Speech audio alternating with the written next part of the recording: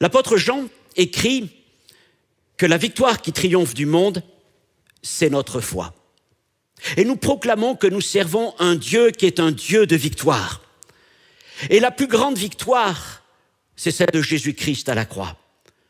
Là où il a livré sa vie pour nous, afin que nous soyons réconciliés avec le Père par son sang. Une victoire qu'il a livrée contre l'ennemi de nos âmes. Victoire où Satan a été vaincu par la puissance du sang de Jésus-Christ. Cette victoire doit aussi s'accomplir dans notre vie de tous les jours. Nous faisons face à bien des obstacles, des ennemis, des oppositions dans la maladie, dans la famille, dans le témoignage, dans la mission, l'appel qui est sur notre cœur. Mais Dieu veut nous rendre plus que vainqueurs en Jésus-Christ, c'est sa promesse. Et ce message est le premier de toute une série sur le Dieu de victoire. Et nous allons voir comment entrer et vivre tout ce que Christ a accompli pour nous par cette proclamation « Tout est accompli ». Alors, ce message, plus particulièrement intitulé « Préparer pour la victoire », est le premier de deux autour de la dernière rencontre entre le roi d'Israël, Joas, et le prophète Élisée, qui est mourant sur son lit. Et je vous invite tout de suite à prendre un temps pour prier, pour présenter ces moments au Seigneur. Notre Dieu, notre Père, que ta grâce nous accompagne. Seigneur, que tu puisses parler à nos cœurs, que tu me permettes, Seigneur, d'être ton messager, sans ajouter, sans retrancher, sans tordre ta parole. Je te prie de me permettre de parler au-delà de tout ce que tu m'as permis de préparer, et qu'il y ait dans tout ce que je vais dire des paroles qui puissent toucher des cœurs, parler de situations précises, être un encouragement pour plusieurs. Seigneur, merci pour ta victoire. Merci encore parce qu'aujourd'hui, ta victoire est efficace, elle est puissante. Dans le nom de Jésus-Christ, nous te prions, Père. Amen. Alors, nous allons ouvrir nos Bibles dans le deuxième livre des Rois, au chapitre 13, pour une lecture des versets 14 jusqu'à 19. 2 Rois 13, 14 à 19. Et je vous le rappelle, ce sont là les derniers moments, la dernière rencontre entre le roi d'Israël, Joas, et le prophète Élisée. Je lis. Élisée était atteint de la maladie dont il mourut. Et Joas, roi d'Israël, descendit vers lui, pleura sur son visage et dit « Mon père, char d'Israël et sa cavalerie !» Et Élisée lui dit « Prends un arc et des flèches. » Et il prit un arc et des flèches. Puis Élisée dit au roi d'Israël « Bande l'arc avec tes mains. » Et quand il l'eut bandé de sa main, Élisée mit ses mains sur les mains du roi. Et il dit « Ouvre la fenêtre à l'Orient. » Et il l'ouvrit. Élisée dit « Tire !» Et il tira. Élisée dit « C'est une flèche de délivrance de la part de l'Éternel, une flèche de délivrance contre les Syriens. Tu battras les Syriens à Aphek jusqu'à leur extermination. » Et Élisée dit encore « Prends les flèches. » Et il les prit. Et Élisée dit au roi d'Israël « Frappe contre terre. » Et il frappa 3 fois et s'arrêta. Et l'homme de Dieu s'irrita contre lui. Et il dit, mais il fallait frapper 5 ou 6 fois et tu aurais alors battu les Syriens jusqu'à leur extermination. Maintenant, tu les battras 3 fois. Alors, je voudrais commencer ces quelques pensées par une parole de Dieu qui m'a amené à partager ce message avec vous. C'est que face à tes combats, tes épreuves, tes obstacles, tu n'as pas épuisé toutes tes ressources. Mais il y a encore dans ton carquois des flèches que Dieu y a déposées et qu'il t'appelle à tirer en vue de nouvelles victoires dans cette année qui s'ouvre devant nous. Alors, dans ce message, il est donc question de la rencontre de ces 2 hommes, Joas, le roi, Élisée, le prophète. Et avec vous, je veux considérer 5 paroles, 5 choses qu'Élisée commande à Joas, afin que celui-ci accède à la victoire totale que Dieu tient en réserve pour lui et Israël sur leurs ennemis, les Syriens. Veux-tu que cette année nouvelle devienne une année de victoire pour toi? Alors, écoute bien parce que ce message est pour toi et les tiens. Je rappelle le contexte. Donc, Élisée est âgé, il est mourant, et certainement au fait des événements qui ont entouré bien des années plus tôt l'enlèvement du prophète Élie, le roi Joas s'en vient trouver à son tour Élisée. Il sait que ce sont les derniers moments. Et nous le verrons plus en détail dans le prochain message. Tout ce qui se passe, tout le contexte, je dirais même les non-dits, et puis les paroles, quelques paroles qui sont échangées, nous ramènent tout entier au jour de cet enlèvement du prophète Élie, lorsque Élisée va l'accompagner tout au bout de son voyage, jusqu'au moment où celui-ci va être enlevé dans ce tourbillon de feu, dans ce char de feu, vers le Seigneur. Et si le roi Joas est venu trouver le prophète Élisée, c'est pas forcément qu'il était un homme très pieux, il suffit de lire les versets qui précèdent ce passage pour se rendre compte que Joas jusque-là n'avait pas vraiment attaché beaucoup d'importance au Seigneur ou au prophète Élisée, mais là, dans ces derniers moments, Joas ne veut pas rater l'occasion de recevoir une part de bénédiction. Sa bénédiction, tout comme il savait qu'Élisée avait été béni d'une manière particulière au moment où Élie a été emmené au ciel, il se dit, bien, pourquoi est-ce qu'il n'y aurait pas une bénédiction pour moi-même à ce moment-là? Et d'une manière significative d'ailleurs, si vous êtes attentif au texte, vous verrez que Joas reprend les mêmes paroles qu'Élisée au moment où Élie s'en monte au ciel. Mon père, char d'Israël et sa cavalerie. C'est comme si Joas se place dans cet héritage spirituel d'Élisée et d'Élie. Mais pour ce qui s'agit de Joas, ce n'est pas un manteau, le manteau du prophète, ou même une double portion de l'esprit qui était sur le prophète qu'il est venu chercher, mais une parole de victoire sur ses ennemis, les Syriens. Et nous voyons qu'Élisée ne se pose pas à le bénir. D'ailleurs, le roi n'a même pas besoin de lui demander quelque chose. Et Élisée sait pourquoi il est là. Parce que d'ailleurs, lui-même avait reçu, tout au début de son ministère, des paroles du Seigneur en provenance d'Élie concernant l'avenir et les guerres à mener contre les Syriens. Mais tout comme Élie avait demandé à Élisée de rester avec lui jusqu'au dernier moment pour recevoir ce qu'il demandait, eh bien, en quelque sorte, Élisée veut faire comprendre au roi Joas que la bénédiction particulière qu'il recherche ne viendrait pas comme toute faite pour lui, mais qu'elle ne se manifesterait qu'en fonction de son engagement, au point que ce serait lui qui la déclencherait et que son étendue, sa portée, son amplitude dépendrait de sa foi et de sa persévérance. Et c'est alors donc que Élisée lui commande 5 choses afin d'accéder pleinement à la victoire que Dieu tient en réserve pour lui et Israël. 5 choses, 5 paroles, 5 ordres prophétiques pour obtenir la victoire. Et c'est ce que nous allons maintenant découvrir ensemble dans la suite de ce message. Premièrement, reprends en main ton appel. 2 Rois chapitre 13, verset 15, Élisée lui dit, prends un arc et des flèches.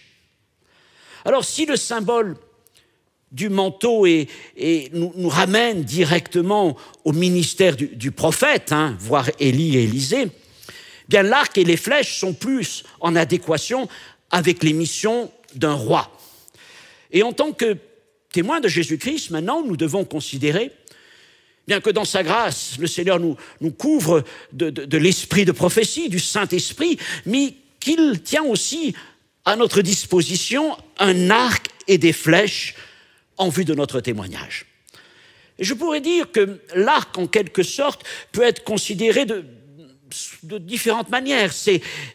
Peut être considéré comme notre caractère renouvelé, cette nouvelle personne, ce nouvel homme que nous sommes, cette identité nouvelle en Jésus-Christ. C'est un arc façonné par la main de Dieu. Mais je pourrais aussi considérer l'arc comme notre appel, l'appel que Dieu place sur nos vies. Et le propos d'un arc, son but, sa conception, bien sûr, c'est de servir à la propulsion de flèches. un arc sert à tirer, à propulser des flèches. Que sont ces flèches? Eh bien, si j'ai parlé de l'arc comme notre caractère ou notre appel, je pourrais parler de ces flèches qu'il va décocher comme les dons, les capacités ou les grâces particulières que Dieu nous accorde. Notre vie, notre caractère, notre appel vont servir à tirer, décocher ces flèches spirituelles dont le Seigneur remplit notre vie. Mais il arrive trop souvent dans la vie des croyants qu'arcs et flèches ont été comme remisés dans un coin de notre vie, peu employés et souvent même finissant par se couvrir de poussière. Mais le processus de la victoire débute lorsque nous prenons en main les armes puissantes que l'Esprit nous a confiées. Voulons-nous une bénédiction, une percée, une victoire? Dieu nous dit alors: prépare-toi à combattre avec les armes que j'ai placées dans tes mains. Ça nous ramène à ce que l'apôtre Paul nous disait dans Éphésiens chapitre 6, verset 13. Prenez toutes les armes de Dieu. Et cette année, en ce début d'année qui se profile, je t'invite à comme reprendre en main ton arc et tes flèches, à reprendre en main ta vie devant Dieu, à reprendre en main ton appel devant Dieu. Toi qui te tenais dans la prière, toi qui témoignais de Jésus-Christ, toi qui n'avais pas peur de proclamer sa parole, toi qui prophétisais dans l'Église, et bien des choses encore, toi qui étais engagé fidèlement dans le service, reprends en main ton arc et les flèches que Dieu t'a confiées. C'est mon premier point, reprends en main ton appel. Deuxième chose, prépare-toi. 2 Rois chapitre 13, verset 16, Élisée dit à Joas: tends l'arc avec ta main. Alors, disposer d'un arc, un appel ou un caractère, une identité nouvelle en Jésus-Christ, c'est une chose. Avoir un arc, c'est bien. Mais qu'il soit opérationnel en est une autre. Et pour qu'il le devienne, il faut obligatoirement tendre la corde de l'arc. Évidemment, tendre la corde de l'arc, cela demande de la force et de la volonté. Car le bois, s'il est souple, il n'en demeure pas moins résistant. C'est une arme de guerre.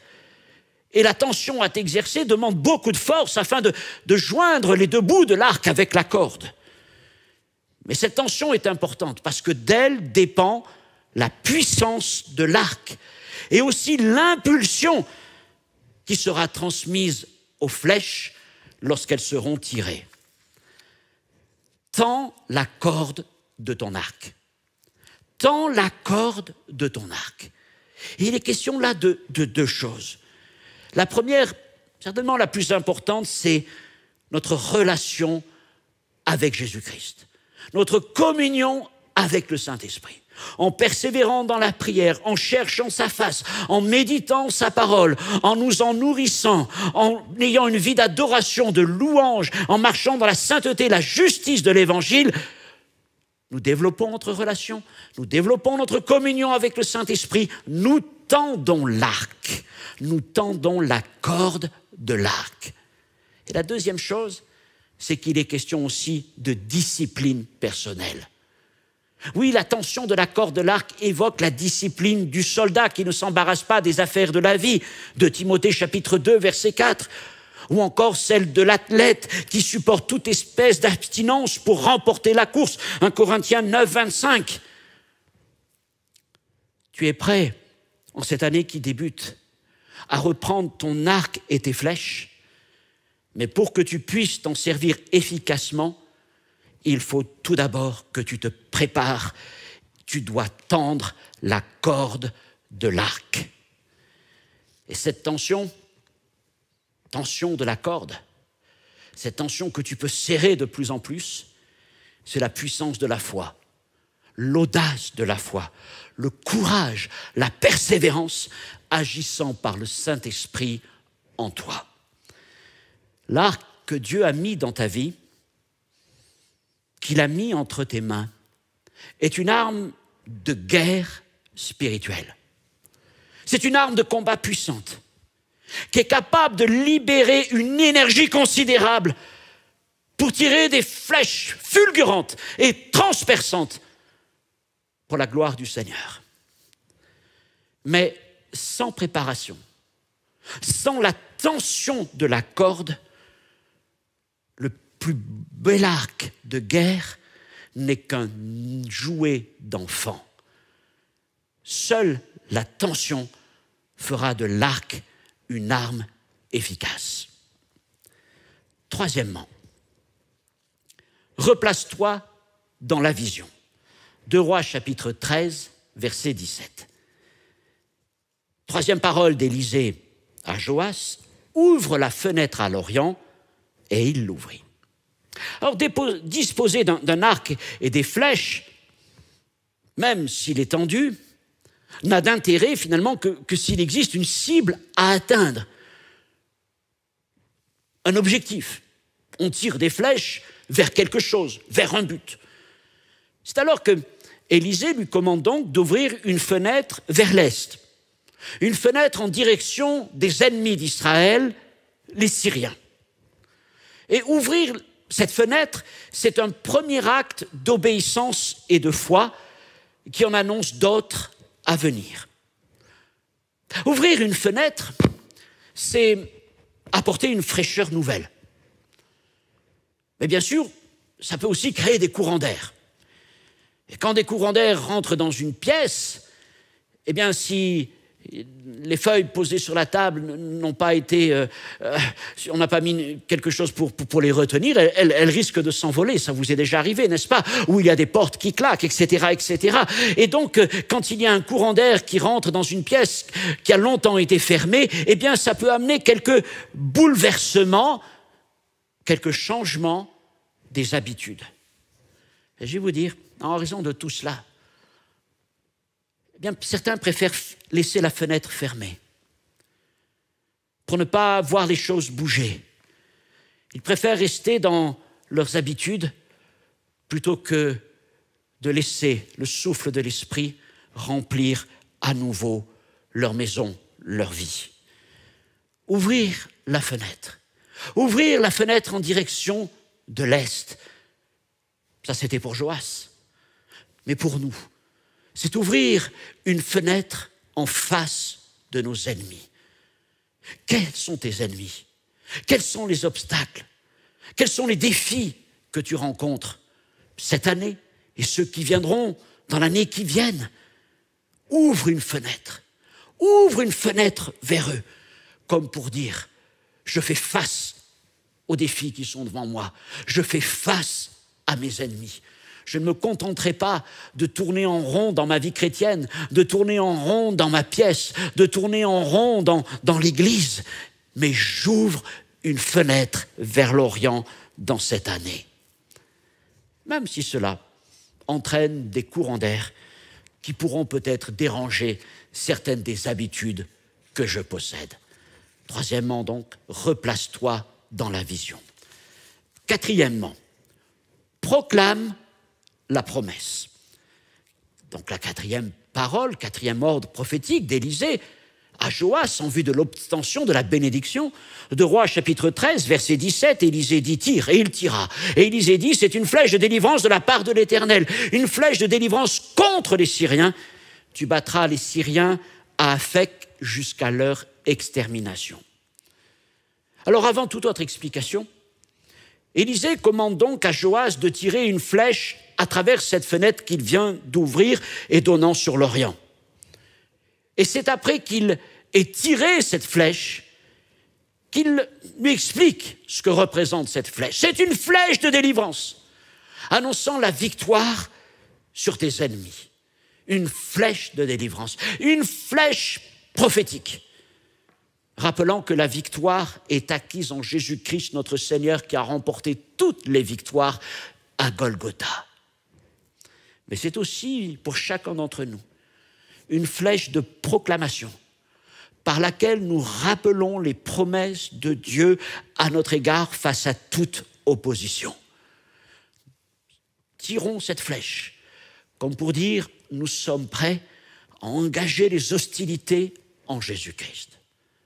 Alors, il est peut-être bon de rappeler qu'évidemment, nous ne combattons pas contre les hommes. Nous n'avons pas de volonté d'écraser, de détruire. Non, notre combat, c'est le combat de la foi.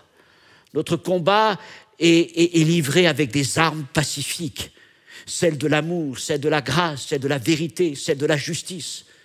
Mais nous savons aussi, comme la Bible nous le rappelle, que nous livrons un combat contre des esprits méchants qui tiennent captifs les hommes.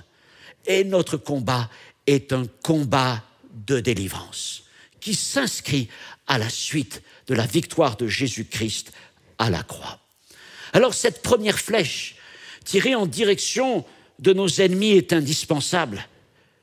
Elle est comme rompre le sceau d'un ancien parchemin roulé.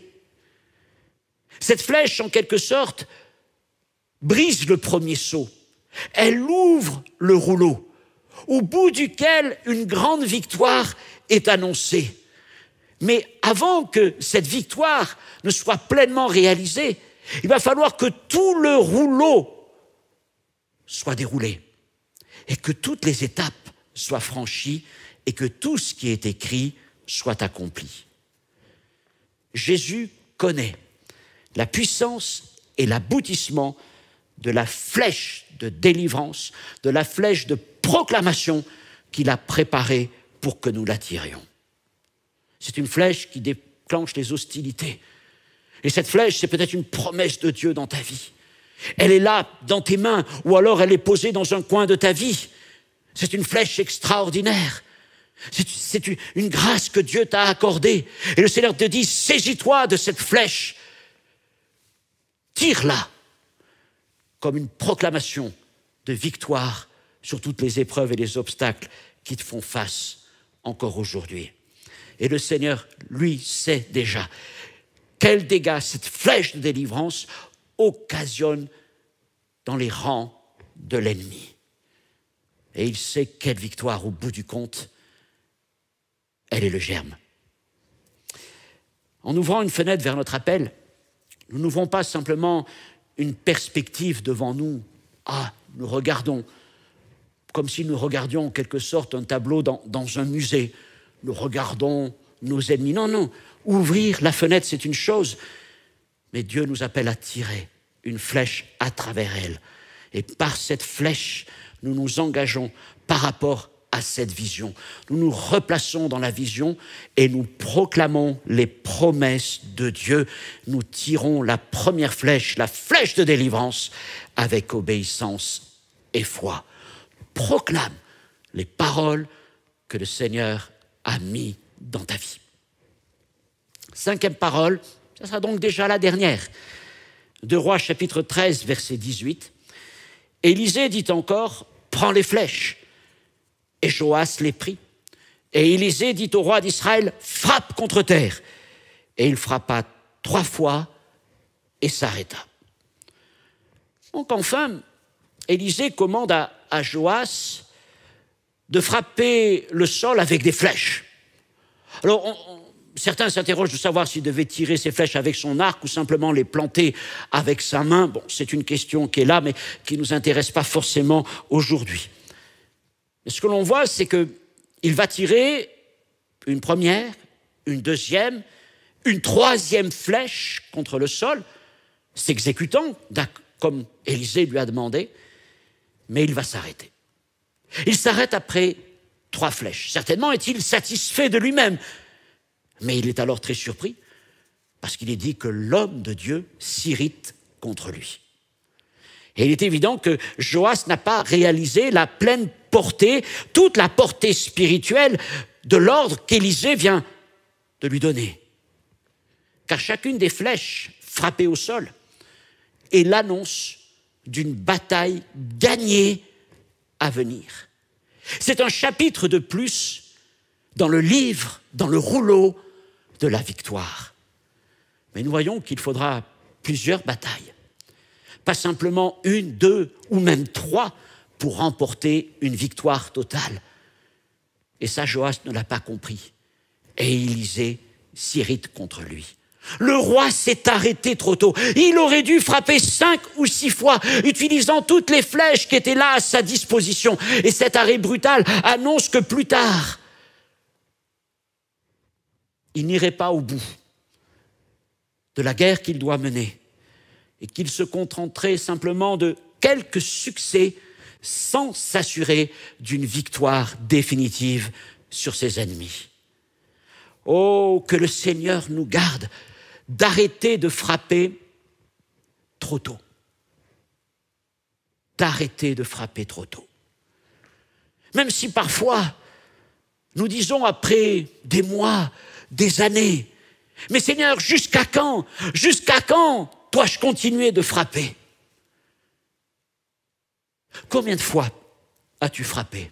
Une fois, 2 fois, 3 fois, tu peux dire « Mais j'ai frappé encore plus que cela, j'ai frappé plusieurs fois, bien des fois. » Et tu peux dire « Mais je ne me suis pas lassé, je n'ai rien lâché. » Et ces flèches que tu as frappées, peut-être depuis des années, sont autant de prières, sont des temps de jeûne, sont les temps de témoignages persévérants auprès des tiens, sont des temps où tu continues dans l'appel, la mission que Dieu te confie.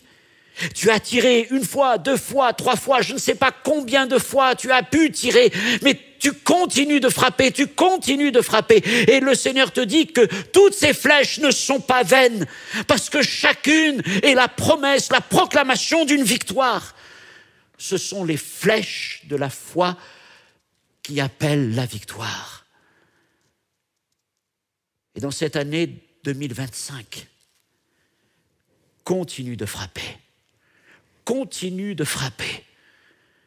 Tant qu'il y a des flèches dans ton carquois, tant que Dieu te donne cette force-là, continue de frapper et la victoire finira par éclater. Alors en ce début d'année, prends ton arc et prends tes flèches. Saisis-toi à nouveau de ton appel et des dons que le Seigneur t'a accordés. Relève la tête et regarde vers le lieu de la promesse. Même si devant toi il y a des obstacles, des ennemis, et proclame la bénédiction de Dieu. Tire cette première flèche, une flèche de délivrance, une flèche qui proclame la victoire. Et tiens-toi aussi prêt à frapper autant de fois que tes ressources le permettront. Ne laisse pas la peur, le raisonnable, l'incrédulité, les distractions, la lassitude te détourner. Va jusqu'au bout, continue de frapper, va jusqu'à la victoire totale et entière. Par la puissance du Saint-Esprit, tu peux faire de cette année un temps prophétique, un temps de combat, un temps de victoire.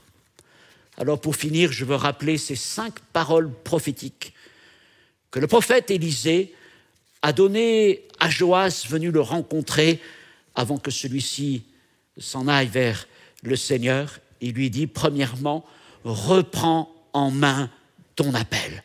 Reprends en main l'arc et les flèches que Dieu t'a accordées. Prenez toutes les armes de Dieu, écrit Paul dans l'Épître aux Éphésiens. Deuxièmement, prépare-toi. Tends la corde de l'arc avec tes mains, comme le prophète le dit à Joas. Prépare ton arc. Prépare-toi devant Dieu. Un arc qui n'est pas tendu ne sert à rien. Il n'est pas plus qu'un jouet d'enfant. Troisièmement, replace-toi dans la vision. Ouvre une fenêtre vers l'Orient ou vers tes ennemis. Replace-toi dans l'appel que Dieu t'a adressé. Quatrièmement, proclame la promesse. Tire la flèche de délivrance. Ces paroles que Dieu a mis en toi, cette promesse que Dieu a mis en toi, cet appel que Dieu a mis en toi, proclame-le vers tous les défis et les obstacles. Et enfin, cinquièmement, active ta foi. Frappe le sol. Continue de frapper, continue de prier, continue de jeûner, continue de témoigner, continue de proclamer, continue de servir le Seigneur fidèlement, qu'à chaque fois que tu te tiens à genoux, Chaque fois que tu es là devant le Seigneur, c'est la promesse d'une bataille remportée qui amènera toute la victoire au bout du compte.